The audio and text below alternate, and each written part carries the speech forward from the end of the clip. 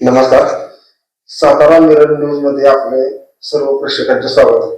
गेल्या आठवड्यात सातारा नगरपालिकेची निवडणूक प्रक्रिया पार पडली. मतमोजणीचे दिनांक पुढे ढकलल्यामुळे मतदार आणि उमेदवारांमध्ये कमालीची अस्वस्थता पसरलेली आहे. नेमकं साताऱ्यात काय घडणार? भाजप येणार, महाविकास आघाडी येणार की बंडखोरांचा विजय होणार?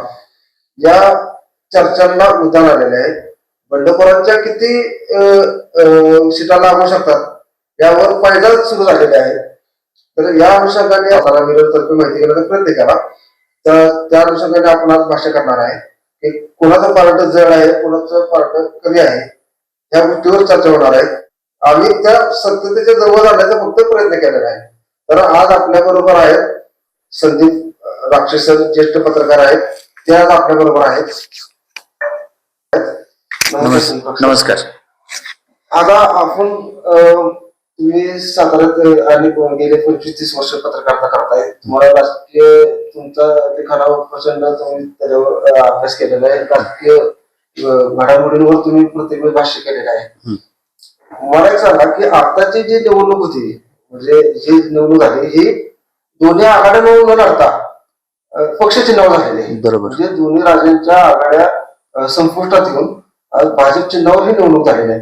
पण त्याच्या आधीचा थोडासा आढावा घेतला तर मनोमिलन होणार की नाही, तिकीट कुणाला मिळणार, ह्या गोष्टींवर जास्त भर द्यायला गेला आणि दोन्ही राज्यांनी मनोमिलनाचा विषय पेंडिंग ठेवून शेवटच्या क्षणाला भाजप चिन्हावर लढणार अशी ही केल्यामुळे बंडखोरी कुठेतरी कमी झाली असं वाटतं का तुम्हाला? काय नेमकं?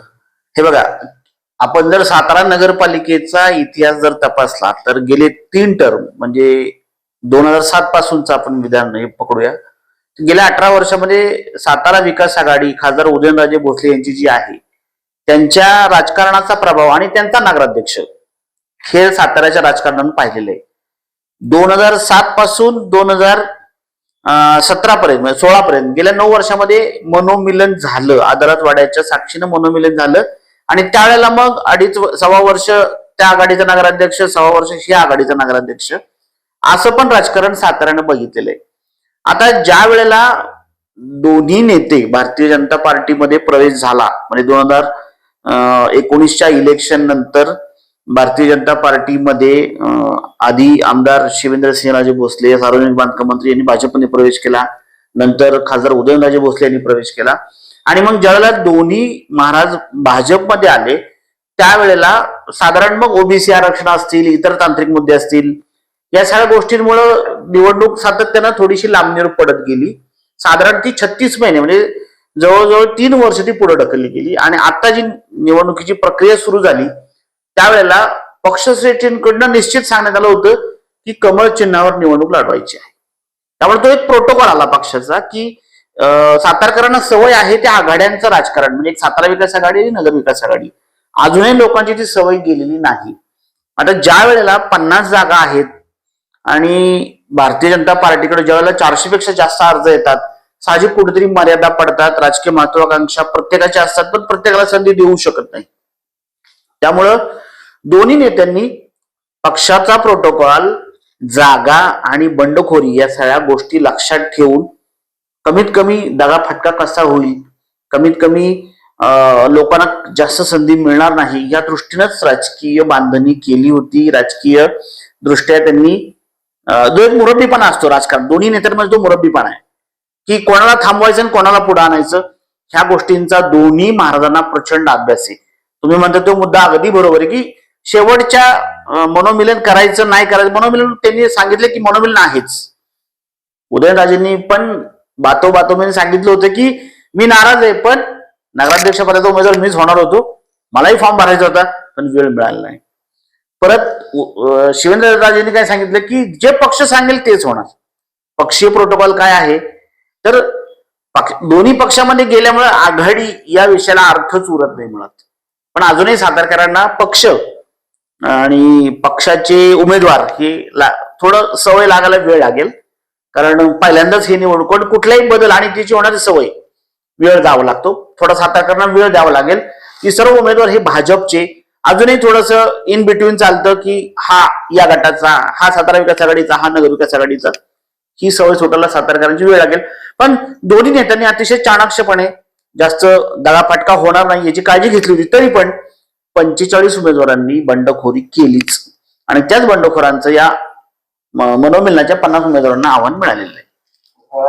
महाविकास आघाडीनं आव्हान उभं करण्याचा प्रयत्न केला, त्यांना उमेदवार मिळाले नाही आणि ऐन मुवमेंटला त्यांनी भाजपचाच उमेदवार म्हणजे भाजपचाच पदाधिकारी पक्षात घेऊन त्यांना नगराध्यक्ष पदाची जबाबदारी दिली. बरोबर. आणि त्यानंतर ही निवडणूक भाजप आणि महाविकास आघाडीमध्ये होणार अशी चर्चा होत असताना बंडखोरांची जास्त चर्चा झाली आणि महाविकास आघाडी यात कुठं कमी पडली असेल, बंडखोरांची चर्चा का वाढली या संदर्भात आपल्याला काय वाटतंय? एक लक्षात घ्या की ज्या वेळेला दोन्ही भारतीय जनता पार्टीचे सार्वजनिक बांधकाम मंत्री शिवेंद्रसिंहराजे भोसले यांचं संपूर्ण सातारा विधानसभा मतदारसंघामध्ये प्रचंड होल्ड आहे.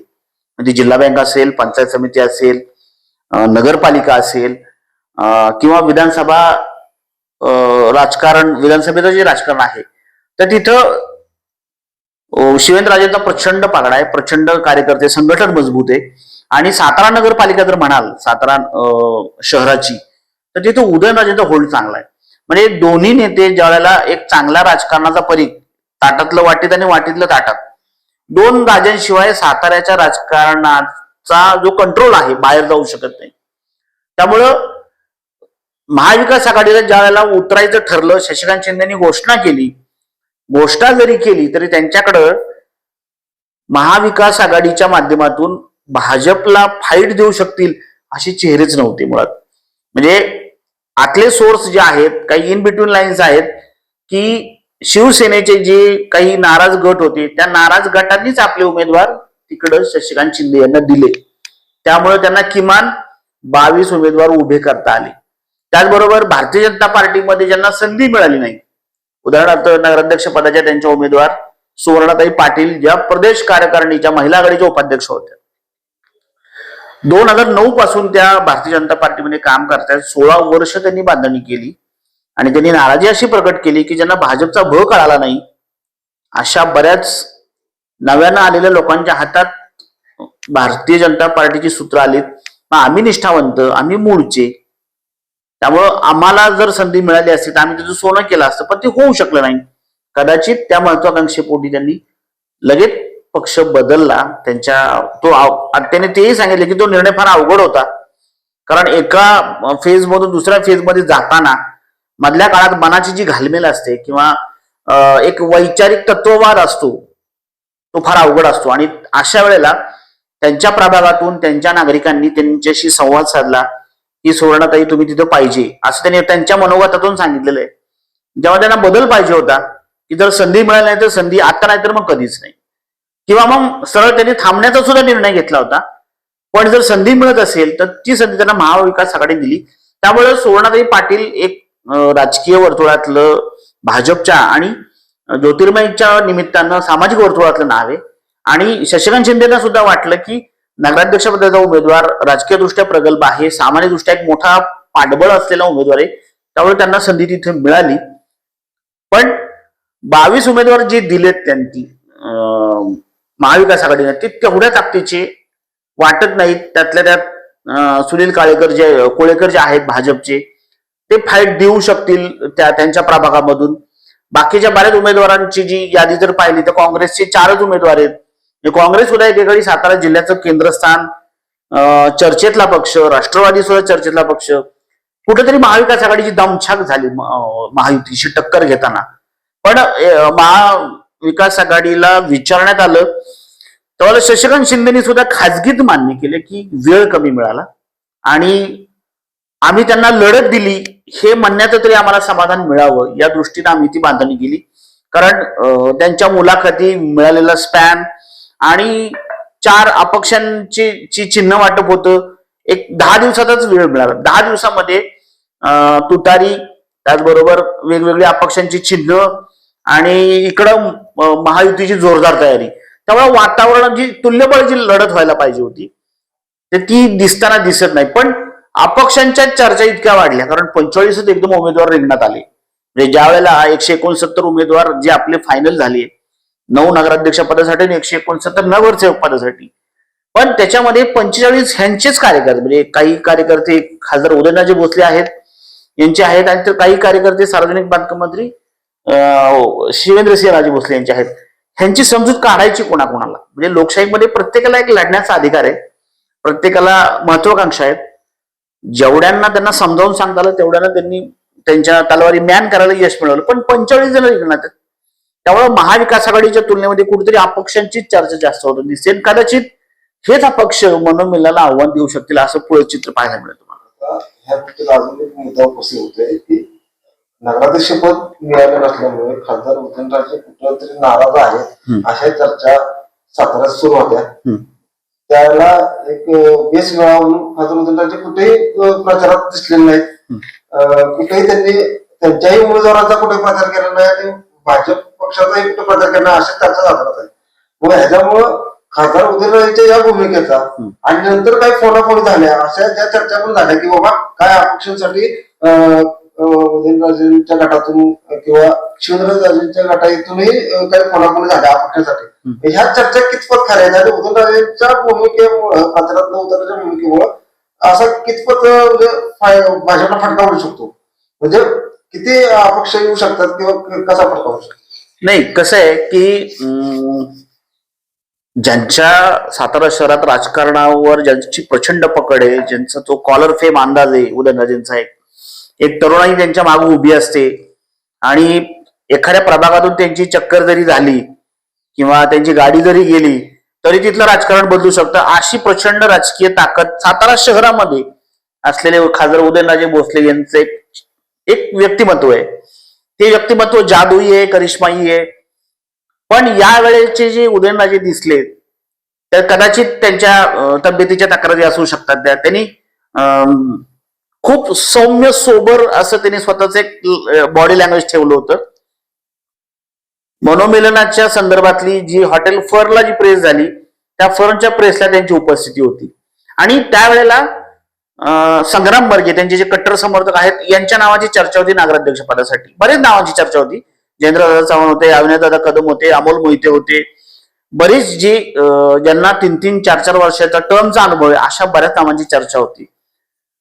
खासदार उदयनराजे भोसले आणि शिवेंद्रसिंहराजे भोसले यांच्यातल्या ज्या वाटाघाटी आपण ज्या ऐकल्या फर्न हॉटेलला जे झाल्या, त्यांना एका विशिष्ट वर्तुळामध्येच ती चर्चा करायची होती. कारण जर आघाड्या म्हणून ते चर्चेला बसले असते तर त्यांना त्यांचे निर्णय घ्यायचं स्वातंत्र्य होतं.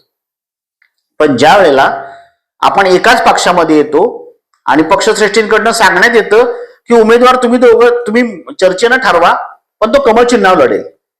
आणि याच्यामध्ये तुम्ही जर सार्वजनिक बांधकाम मंत्री शिवेंद्रसिंहराजे भोसले यांची जर वाटचाल बघाल तर गेल्या 6 वर्षामध्ये जे मोल्ड किंवा ज्या जबाबदाऱ्या भारतीय जनता पार्टीने त्यांना दिल्या त्या त्यांनी प्रामाणिकपणे आणि निष्ठेनं पार पाडल्या. म्हणजे एखाद्या गोष्टीमध्ये मोल्ड होऊन जाणं, मॅच होऊन जाणं किंवा त्या राजकारणाच्या परिघामध्ये पूर्ण ते आत्मसात करणं, ते भाजपचं सगळं तंत्रज्ञान किंवा ती जी एक कार्यपद्धती आहे राजकारणाची ती शिवेंद्रराजेंनी चांगली आत्मसात केली. आणि देवेंद्र फडणवीस सीएम जे आहेत त्यांच्या गुड बुकमध्ये पश्चिम महाराष्ट्रातले जे काही वजनदार राजकीय नेते आहेत, जितके खासदार उदयनराजे भोसले म्हणजे त्यांना तर महाराष्ट्राचे कॅप्टन म्हणलं जातं.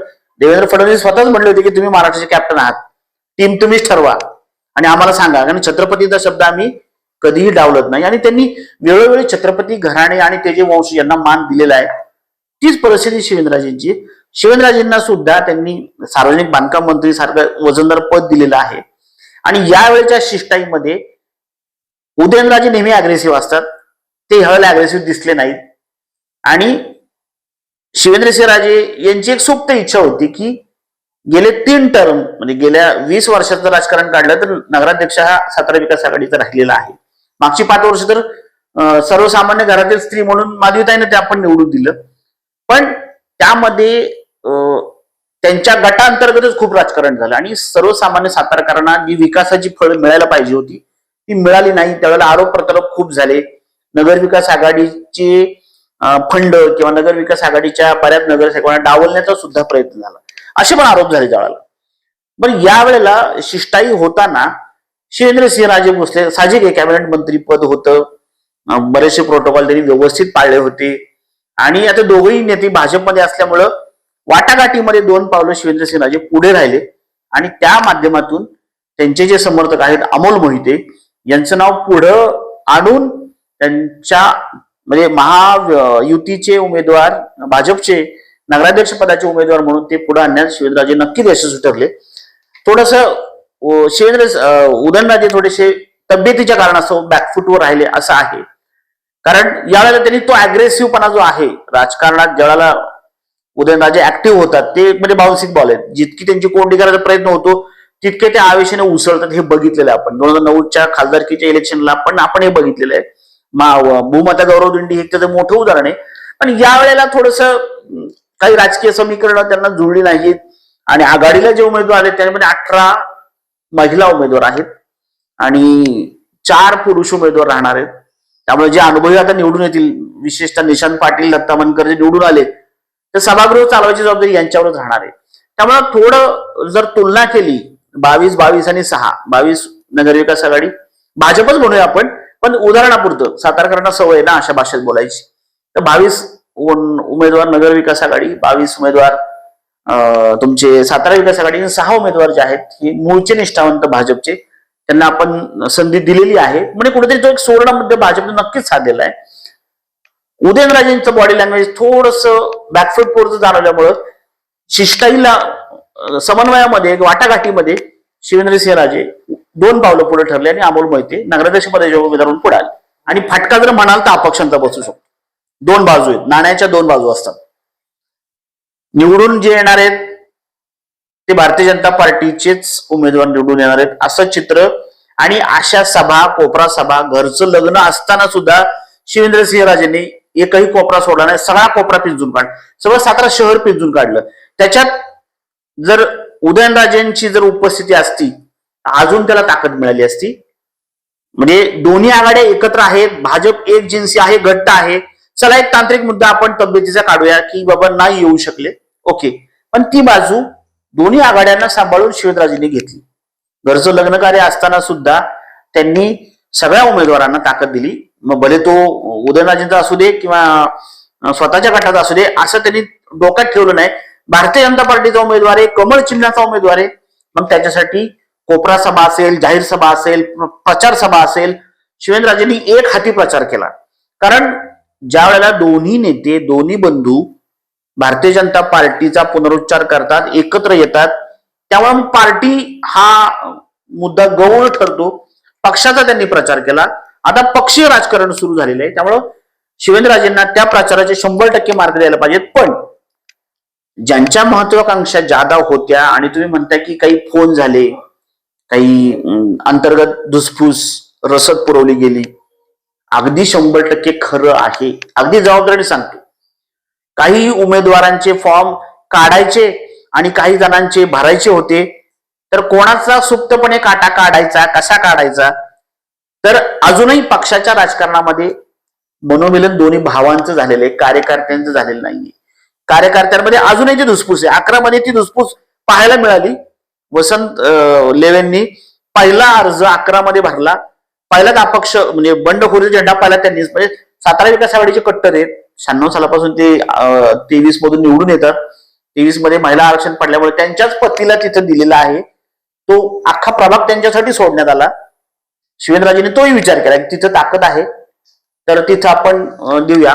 मग 11 मध्ये फॉर्म त्यांनी भरला तरी सुद्धा, म्हणजे हे जे काही धुसफूसचं राजकारण आहे, या धुसफूसच्या राजकारणामध्ये मग मनधरणी झाली, फोनाफोनी झाली.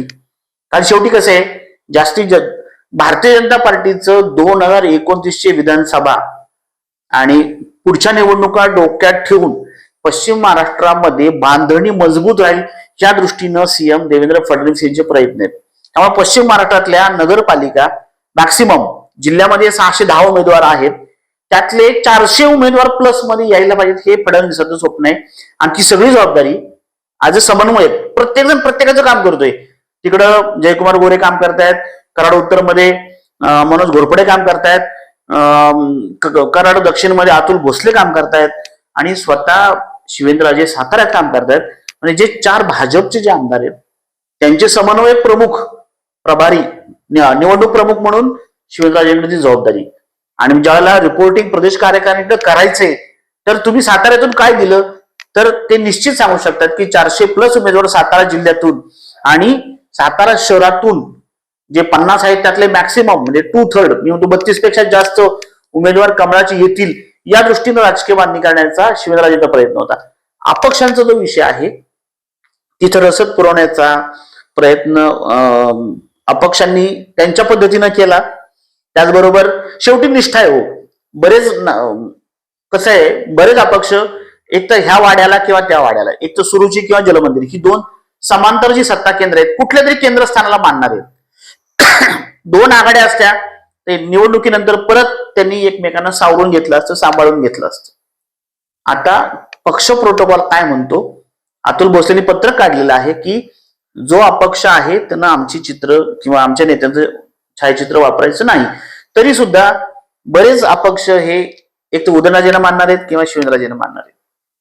निवडणुकीनंतर सुद्धा तेच चित्र कायम राहणार आहे. बऱ्याच जणांनी फोटो लावून प्रचार केलेले आहेत.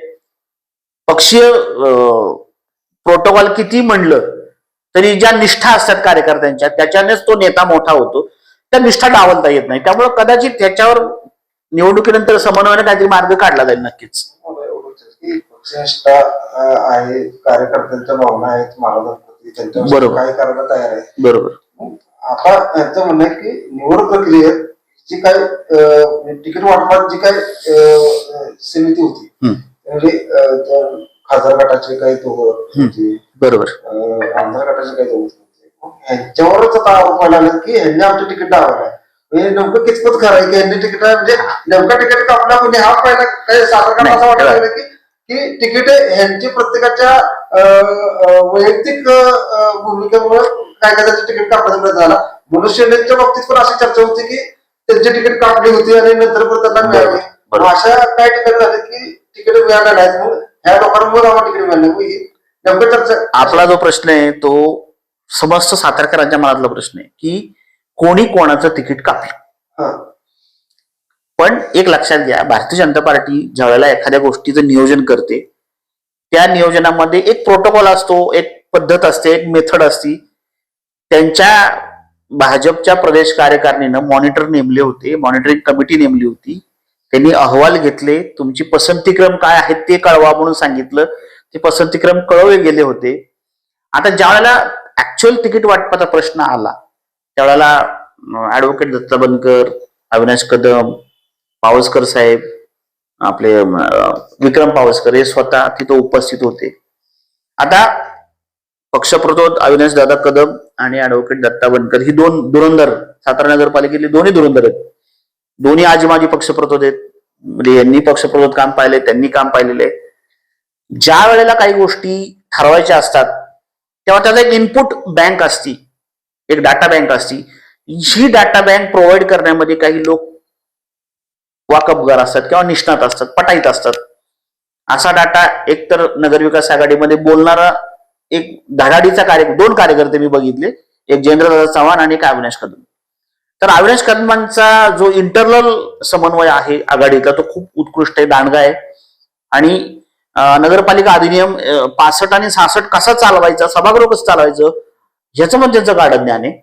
आता साहजिक ज्या वेळेला एखादा कार्यकर्ता, समजा मी समन्वय समितीत आहे आणि माझ्याकडून जर तुमचं नाव डावललं गेलं तर साहजिक तुम्ही माझा आरोप करणार की तुम्ही माझा पत्ता कापला, असा आरोप तुम्ही सहज करू शकता. पण दुसरीकडे हाही विचार करणं गरजेचं आहे की तुमच्याकडे 400 उमेदवार आहेत आणि तुम्हाला 50 जागा निवडून द्यायच्यात. त्यामुळे एखाद्या माणसाला संधी देताना त्याच्या बरोबरचे जे दोघं तिघं डावले जाणार, साहजिक ते म्हणणार की माझ्यावर अन्याय झाला. त्याचबरोबर तुमचं इलेक्टिव्ह मेरिट काय होतं ते तपासण्याचे सुद्धा निर्देश प्रदेश कार्यकारिणीने दिले होते की बाबा हा निवडून किती येऊ शकतो, त्याचं मेरिट काय, त्या मेरिटचं प्रगती पुस्तकही त्यांनी बनवलेलं होतं. त्यामुळे तुम्ही असं म्हणू शकत नाही की पत्ता कापला गेला. आता काही वेळेला सभागृह चालवताना नवीन चेहरे दिले गेले पाहिजे असं सुतोवाच दोन्ही नेत्यांनी केलं. साहजिक नवीन चेहरे द्यायला पाहिजेत. जितके नवीन चेहरे तितका त्यांचा अनुभव कमी, मग त्याच्याबरोबर सभागृह चालवणारे अनुभवी चेहरे सुद्धा पाहिजेत. त्यामुळं ही रस्सा कशी आहे, ही तर खरी राजकीय परीक्षा असती निवड समितीची. आणि शिवेंद्रराजेंनी सांगितलेलं की कोणा अन्याय केलेला नाहीये, ज्याला वाटलं मला डावललं गेलंय ते शेवटी त्यांचेच आहेत. तुम्ही आमचा विचार करा, आम्ही तुमचा विचार करू, आणि ज्यांना संधी मिळाली नाही त्यांना पुढच्या नगरपालिका निवडणूक हे काय अंतिम सत्य नाही. याच्यानंतरही बऱ्याच काही निवडी होणार आहेत, महामंडळ आहेत, डीपीडीसी आहे किंवा अन्य काही महत्वाची जी स्वायत्त महामंडळ काम करतात जिल्ह्यामध्ये, तिथे त्यांना संधी दिली जाईल. म्हणजे हे पर्याय त्यांच्यासाठी खुले ठेवलेले आहेत. परत आपल्याला 5 स्वीकृत नगरसेवक निवडून द्यायचे, तर ते सुद्धा ज्या वेळेला ही प्रक्रिया पार पाडेल, मतमोजणीची 21 तारखेला नगरसेवक येतील, नगराध्यक्ष बसतील, त्याच्यानंतर आपल्याला स्वीकृत नगरसेवक द्यायचे आहेत, सभापती निवडी आहेत, ह्याच्यामध्ये त्या संधी दिल्या जातील. म्हणजे एक बरोबर आहे तुमचं की काही ठिकाणी ओपनची सीट होती, तिथं कॅटेगरीतला उमेदवार दिला. त्याचबरोबर ओबीसी जे होते, म्हणजे जे मराठा ओपन होते, त्यांनी ओबीसीचं कुणबी दाखला घेऊनही काही जणांनी निवडणुका लढवल्या. त्यामुळे त्या जागेवर अन्याय झाल्याची भावना प्रत्येकामध्ये आहे. आणि थोडस या वेळेला जे आरक्षण तोच उमेदवार असं ठरवाय चाललं होतं, पण काही ठिकाणी ती मोडतोड झालेली, हे पण मान्य करावं लागेल 100%. थोडस नाराजांचं पण आपण समजू शकतो, कारण जेव्हा अण्णा लेवे आले होते चर्चेला, तेव्हा ते म्हणाले की ज्यांना आम्ही पाडलं किंवा ह्यांना तुम्ही तिकीट देणार का, म्हणजे बनकर, ज्यांनी तिकीट घेतलीत ते पलीकडे मुलाखतीला बसले होते. हे पण थोडस विरोधाभासाचं चित्र पाहायला मिळालं. त्याच्यावर अण्णा लेवेंनी प्रश्न उपस्थित केला होता. पण शेवटी कसं आहे, कार्यकारिणी आहे, कार्यकारिणीला अंतिम अधिकार असतात, कार्यकारिणी सदस्य निवडले गेले होते. जेव्हा आपण क्रिकेटच्या खेळामध्ये पंच ज्यावेळेला बाद देतो त्यावेळेला डीआरओ सिस्टीम बसवलेली असती, त्या डीआरओ सिस्टीमवर बाद दिलं जातं. तशी ह्यावेळेला नव्हती कदाचित. त्यामुळं समितीने जे काही ठरवलं होतं त्या प्रोटोकॉलनी भाजपनं तो त्यांचा अजेंडा राबवला. राहिला विषय नाराजांचा, तर नाराजांना म्हणजे माझंही म्हणणं तेच आहे की संधी मिळणार आहे प्रत्येकाला, त्यामुळे कोणी नाराज व्हायचा प्रश्न नाहीये. आता शेवटी अपक्ष जर निवडून आले तर त्यांना समन्वयात कसं घ्यायचं, पक्ष प्रोटोकॉल काय आहे, शेवटी पक्ष सचिव ठरवतील, त्या पद्धतीने पुढचं कामकाज शिवराजे करतील. आधीचा सगळा प्रवास आपण उलगडला आहे. बरोबर. तर आता मला सांगा की ह्या इलेक्शनच्या प्रचारात आरोप प्रचार झाले एकमेकांवर सगळे, म्हणजे नेमकं नगराध्यक्ष पदासाठी नेमकं पारडं कोणाचं जोड वाटतंय मला आता? हे बघा, शेवटी कसं आहे, नगराध्यक्ष पदाचे जे उमेदवार आहेत 9 आहेत, तर त्याच्यामध्ये महाविकास आघाडीच्या वतीनं सुवर्णाताई पाटील आहेत. त्याचबरोबर भारतीय जनता पार्टीचे उमेदवार कमळ चिन्हावर लढलेले अमोल मोहिते आहेत. खरी लढत ह्या 2 उमेदवारांवर होईल. त्याच्यानंतरची जी चर्चेतले जे चेहरे आहेत, तिसरा चेहरा आहे तो आमचा ज्येष्ठ पत्रकार आणि मराठा क्रांती मोर्चाचे समन्वयक शरद अण्णा काटकर. त्याचबरोबर तुमचे पीसी आहेत, एक नाव चर्चेमध्ये आहे, त्यांनी पण त्यांच्या पद्धतीने प्रचार केलेला आहे. खरी लढत जी आहे ती 2 या महाविकास आघाडी सुवर्णाताई पाटील आणि महायुतीचे जे आहेत आपले म्हणजे भारतीय जनता पार्टीचे उमेदवार अमोल मोहिते यांच्यात खरं लक्ष त्या 2 लढतीकडे आहे. बाकी दुसरं एक सुधीर विसापुरे सर आहेत, ते 1-2-4 नावं ही खूप चांगली चर्चा आहेत. पण खरी लढत तिची लक्ष म्हणजे सातारकरांना जे अपेक्षित आहे की कमळ का तुतारी, थोडासा सेंट्रलाइज फोकस या 2 गोष्टींवर झालेला आहे. पण बाकी 9 जणांनी पण खूप चांगल्या पद्धतीने प्रचार केलाय. अभिजित बिचुकले कवी मनाचे नेते, त्यांनी पण फॉर्म, प्रत्येक इलेक्शनला ते असतात आणि त्यांची पण काही विकासाची स्वतंत्र मतं आहेत. ज्यावेळेला 1,48,000 पैकी 86,000 मतदार मतदान करतात, आणि हे मी पहिलं इलेक्शन बघितलंय की 59% मतदान झाले, खूप कमी. म्हणजे 2001 पासून ते 2016 म्हणजे मी 5 इलेक्शन बघितली. जनरली नगरपालिकेसाठी 65 ते 70, 65 नाही 60 ते 65, फार फार 67, 60 ते 67 ह्या टप्प्यामध्येच मतदान होतं. पण यावेळेला असं झालंय की 59% मतदान म्हणजे ह्यावेळेला खूपच कमी झाले. पहिलं पंचवार्षिक मी बघतोय की हद्दवाडीतली जी लोक आहेत त्या लोकांच्या नावात म्हणजे मतदार यादींमधील थोडा विस्कळीतपणा, प्रभाग रचनेचे नकाशे बदलल्यामुळे विस्कळीतपणा, आणि मतदार राजापर्यंत जाऊन त्याला मतदार केंद्रापर्यंत आणण्यामध्ये कुठेतरी यंत्रणा कमी पडली असं माझं स्पष्ट मत आहे. पारडजड म्हणाल, पारडजड जे आहे विषय, तर आपण 50-50% दोन्ही मध्ये रस्सीखेच जोरात होईल. कारण सुवर्णाताई पाटील जरी महाविकास आघाडीच्या उमेदवार असल्या तरी आणि ज्योतिर्मय फाउंडेशनच्या महिला बचत गटाच्या माध्यमातून सुवर्णताईंनी जे काही महिला संघटन जोडले त्यांचा प्रभाग आहे. त्यामुळे सदर बाजार आणि जो नाराज गट आहे, भारतीय जनता पार्टीच्या काही धोरणांवर नाराज गट आहे, मी परत एकदा सांगतोय, भारतीय जनता पार्टीच्या धोरणांवर जो नाराज गट आहे किंवा ज्या नाराज कम्युनिटी आहेत त्या कदाचित महाविकास आघाडीला मतदान करू शकतात. त्याचबरोबर अपक्ष म्हणजे क्रॉस वोटिंग झाल्याची चर्चा आहे ह्या इलेक्शनमध्ये. पॅनल टू पॅनल मतदान झालेलं नाही, म्हणजे सरसकट कमळ चिन्ह दाबलं गेलंय आणि एकांगी लढत झालीये, एकतर्फी लढत झालीये असं चित्र जाणवत नाहीये. क्रॉस वोटिंग झाल्याच्या चर्चा आहेत. त्यामुळे कदाचित तुम्हाला काही अपक्ष सीट निवडून येताना दिसतील आणि काही धक्कादायक निकाल दिसतील. तर आपण असं धरूया की पहिल्यांदा एकतर्फी वाटत होती सातारा विकास, म्हणजे भाजपला ही एकतर्फी लढत महाविकास आघाडीकडून मिळणार नाही. पण शेवटी मतदार राजाचा मूड यावेळेला काहीतरी वेगळाच जाणवलाय, कारण 59% म्हणजे 60%ला जाऊन टेकलंय कसं बस. म्हणजे 86 पैकी म्हणजे जवळजवळ 62,000 मतदार आलेच नाही. म्हणजे काहींची नावच नव्हती मतदार यादीमध्ये, काही लोक मतदानाला उत्साह म्हणून आले नाहीत, काही लोकांनी नोटाला मतदान केलं. थोडं सातारा विकास आघाडी ऍप्स काउंटिंग वाटली. सातारा विकास आघाडीचे जे उमेदवार उदयनराजेंचा तो एक करिश्मा आणि त्यांचा जो एक राजकीय आवरा होता तो दिसला नाही. तेव्हा थोडी अंतर्गत नाराजी जाणवली आणि लोकांपर्यंत पोहोचून एक उत्साहानं जे म्हणतो ना आपण, त्यांना घराच्या बाहेर काढून आणून मतदान करायला लावणे, थोडस प्रशासन आणि नगरसेवक किंवा उमेदवार ह्यांच्यात काही थोडस झकापक झाली. काही प्रभाग 3 मध्ये मतदान प्रक्रिया प्रभावित करण्याच्या तक्रारी झाल्या. कारण अशा स्थितीवर निकाल आणून ठेवलाय की एक पाय इकडं तर एक पाय इकडं हा अंदाज देणं आत्ताच अवघड आहे. पण भारतीय जनता पार्टीने जी वातावरण निर्मिती केली तर कदाचित वातावरण निर्मितीचा त्यांना फायदा होऊ शकतो. भाजपचे उमेदवार जे नगरसेवकाचे उमेदवार आव्हान होते, त्यांना प्रशासनाचा अनुभव आहे. 15 वर्ष त्यांनी नगरपालिकेत बरोबर काम केले, 15 वर्षात त्यांनी केलेलं आहे. त्यांना त्यांच्यावर कुठलाही आतापर्यंत डाग नाही. बरोबर, म्हणजे त्यांच्यावर कुठल्याही भ्रष्टाचाराचे आरोप नाहीत किंवा त्यांनी कुठल्या टेंडरगिरीवर त्यांच्यावर आरोप नाही. करेक्ट. कार्यकर्त्याचं संघटन कौशल्य म्हणजे या बाबतीतला त्यांना म्हणजे त्यांच्यावर आरोप करता नाही आले. म्हणजे ही त्यांची जमीनची बाजू असू शकते किंवा काय असं 100%. अमोल मोहिते हे एक असं व्यक्तित्व आहे, कमी बोलतात पण काम जास्त करतात आणि हा त्यांच्या प्रभागाने अनुभव घेतलेला आहे. उपनगराध्यक्ष म्हणून त्यांनी त्यांची कारकीर्द. अमोल मोहिते हे कमी बोलणारी, म्हणजे काही लोक कमी बोलतात पण जास्त काम करतात. पण यावेळेला अमोल मोहितेंना एक गोष्ट, म्हणजे एक मित्र म्हणून, माझे चांगले मित्र येते, एक सल्ला मी त्यांना नक्की देऊ इच्छितो की शिवेंद्रसिंहराजे भोसले हे त्यांचे नेते आहेत. त्या नेत्यांनी त्यांच्यावरती जबाबदारी दिली. जर ते निवडून आले तर ती जबाबदारी शहराची असणार आहे. त्या दृष्टीनं शिवेंद्रसिंहराजे भोसले यांच्याकडं पूर्ण राज्याची जबाबदारी आहे, बांधकाम विभागाची. त्याचबरोबर ते एका विधानसभा मतदारसंघाचे आमदार सुद्धा आहेत. त्यामुळे त्या 2 जबाबदाऱ्या त्यांच्याकडे आहेत.